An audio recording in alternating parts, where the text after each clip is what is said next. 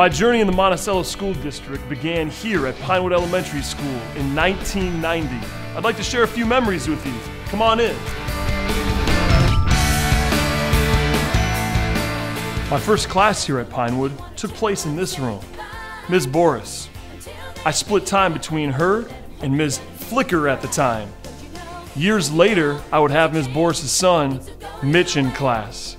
Great kid, great personality, one of the most talented kids I've ever had, and I loved our relationship. Also years later, I'd have the opportunity to hang out with Ms. Nelson at Rockwoods, Wednesday night country music, multiple times. Let me tell you, that makes for an interesting night. You know what used to lie here? The Magic Kingdom. You know why the Magic Kingdom was special to me? It symbolized my first kiss in the 4th grade. Lunch recess, it doesn't get any more romantic than that. Peer pressure, tons of kids gathered around. We have this amazing para in our school. Her name's Donna Gruno. Donna, it was your daughter. We kissed right over here. I'll have that memory forever. I bet Mr. J and the school board weren't thinking that when they decided to tear down the Magic Kingdom, they were also ripping out a piece of my heart. 5th grade, 1991. Zubas were in style. So were LA Gear and British Knights. Remember those days?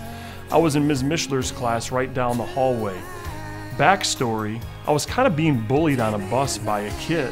I was walking down this hallway during classes and he tried to trip me. I decided to punch him. Those of you that know me know I'm not a fighter, I'm a lover. But I did it. He fell to the ground. I felt terrible. I could have cried. What do you do in that situation? I went and talked to Bruce Novak, the building principal. I told him, I just punched a kid, Mr. Novak. He let me off. Great life lesson. You can hit people, just be proactive, and you'll get off the hook. 1992, middle school, 6th grade. Great memories. Teachers, Ms. Lateral, Mr. Lauer, Mr. Crocker. Meant the start of a few big things. One, the DARE program. Deputy Damer was the teacher at the time. Secondly, one of the greatest ideas in Monticello Middle School history, the Middle School Olympics. There was nothing like the Middle School Olympics. The big thing that sticks out to me about the 6th grade, however, is the fact that Mr. Crocker, in a classroom project, assigned me to give a presentation on like Davy Crockett or Daniel Boone. I thought it would be a good idea as part of that presentation to bring a fake gun to school. That's always a really good idea for kids to do, right? Who knew? You know who didn't think it was a good idea? High school principal Lyndon Sanju. I never made it to the middle school that day. I was removed from the bus at the middle school where my mom had to come pick me up. I'm pretty sure to this day that Mr. Crocker gave me permission. I guess he just didn't clear it with anybody else. 1993 was the year. 7th grade. Big song at the time, Whitney Houston. And I'm gonna stop. Bodyguard, Kevin Costner. You guys all remember it. It was a special year for me because I was introduced to this man, Mr. Rick Bigelow. Let me tell you something about Mr. Bigelow. He's touchy and he's feely. And let me tell you guys, I love it. A couple years ago, I was shopping at Target. I was kind of in a hurry. I was in the produce section. There typically is a lot of people right at the front of Target in the produce section. Somebody walks up from behind me and grabs me from behind and covers up my eyes. Played a little game called Who Is It? He kept saying, who is it? Who is it? I don't know who it is. You're covering my eyes and I'm facing the other direction. That's not a fun game, especially when there's a lot of people in the produce section that are now looking at me. Finally, I turned around. It's Rick Bigelow. A normal person, I'd punch him. But because it was him, I gave him a hug. Wrap it up, brother. One of the neatest things about what I do is that I get to have a relationship with the people that have influenced me. Middle school also meant the start of sports. I played basketball in this gym right here. Bob Brown was the coach, one of the best men I've ever met in my life. Sat on a bench every day before practice, let us know the game plan, but he also taught us about some life lessons. I remember one day vividly, Bob Brown wearing old style short shorts decides to sit down on the bench. The thing about that day was that Mr. Brown forgot to wear his underwear. And you can imagine that'd be kind of entertaining for a bunch of 7th grade boys sitting on the floor. The life lesson we learned that day: never forget your underwear. 8th grade marks the first time that I can really remember middle school dances. What a great time. They opened up this gym for us to play dodgeball and basketball because every girl wants to dance with a guy that's sweating profusely. What a dream, right? I also remember guys standing on one side of the gym, girls standing on the other side of the gym, staring at one another, just hoping the other would make the first move. I personally just waited for that perfect Firehouse song to come on. When I look into your eyes, then I would from across the gym. Then we'd meet in the middle. Perfection. Nah, that didn't happen. 8th grade meant my last year here at Monticello Middle School. First year teaching for Mr. Tibbetts. First year teaching for Mr. Brad Sellner. I remember reading Acorn People in his class. It also meant my first introduction to Mr. Bruce Balder-Lanou, math class right in this room. He was my assistant basketball coach when I played for Monticello. Senior year, section championship game, Champlain Park High School against Orono. I played a fairly good game. I wasn't the best player on the team, but afterwards he found me, he hugged me, he told me that he was so proud of me and that we couldn't have made it without me stepping up my game. Those words impacted me more than he knows. The year was 1995, first year of high school here at what is presently Monticello Middle School. This locker room, lots of good memories. The man that was in charge of this locker room, Mr. Mike Drana. I think of two things: fiddle-dicking around and bushwhacker, because those are the two words he seemingly always used. Second FIAD teacher in high school, Mr. Tom Cannon. The thing about Mr. Cannon is that he had a very interesting vocabulary. Words that my young ears had never heard before would come out of his mouth on a regular basis. I remember one day I had made fun of his daughter. He pulled me into a storage closet down in the pool locker room prior to class with everybody dressed and ready to go. In that storage closet, he proceeded to ream me out for what seemed to be like 5 minutes. I was so scared. Afterwards, in a quiet voice, he looked at me and said, "Reeves, I'm totally kidding right now. There's nothing that what I just said is serious. But the guys out there are never gonna know that." He got his point across. No one messed with his daughter from that point on. Sophomore year, Mr. Solar's biology class took place in this classroom. A couple things stand out. We took blood samples, finger pricking. I don't do well with that stuff. I once passed out in a doctor's office due to just getting my finger pricked.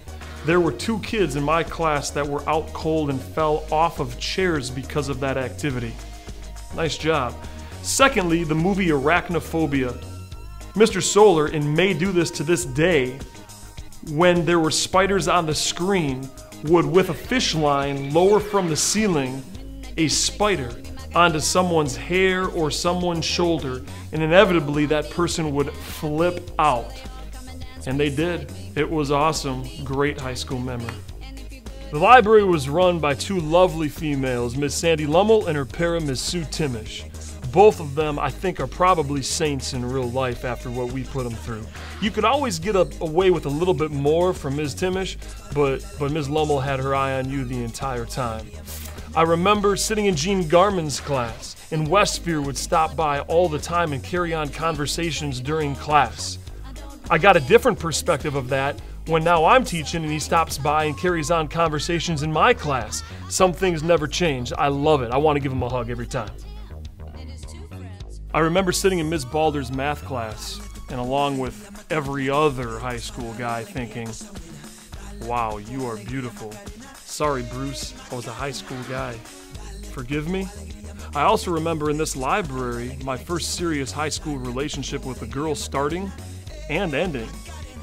I remember the relationship had run its course. I broke up with her. I'm allowed to do that. You can make that decision in high school if you want to. In her mind, I guess you couldn't. She wrote me this letter that had every word of the Simon and Garfunkel song, "I Am a Rock," written out. Who does that? I think I made the right decision. Mr. Max Lavelle, my 9th grade civics teacher and basketball coach, was in this classroom. Very few men in my life have molded me the way that he did. He took an effort in trying to teach us about life through the game of basketball and impacted us for years beyond the years that we would be in contact with him. When I was hired, I ended up taking over his classroom. Two of my high school teachers, Mr. Paul Peterson and Mr. John Copel down the hall, really encouraged me to go into teaching. And they made a difference in my life because they took an interest in me beyond the classroom. Mr. Peterson would always have me go outside on the baseball field after school and toss catch with him. Mr. Copel would always keep me after class just to hang out and see what was going on. Those little things that they did made a big difference in who I was. It made me have a connection with this school. It made me want a part of what they were doing as a profession. It was during my senior year, 1998, that we had every football game during the day. The storm had come through the previous summer and knocked out the lights, and so we were released early from school every Friday to go enjoy football. I liked that idea. I also took my favorite high school class ever, Mr. Cushman's creative writing class, right in this classroom. Why did I like it so much?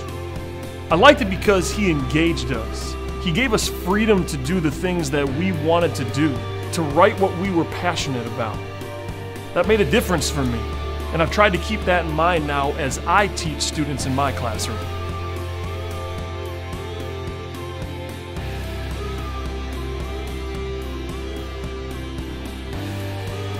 There were a lot of great memories that took place in this arena. Packed houses for basketball games, prom dances, and in 1998, I graduated high school. I bet that makes some people in this room feel pretty old. Here's the deal. The most important thing about my schooling experience in Monticello, though, was the impact that people had on my life. I had relationships with a lot of people, support staff, secretaries, janitors, teachers, some of whom I've mentioned and others that I haven't. All of them poured themselves into me. They gave up of themselves to reach into my life. They had an influence on me. They impacted me in a way that molded my life into what it is today. And for that, I'm forever grateful.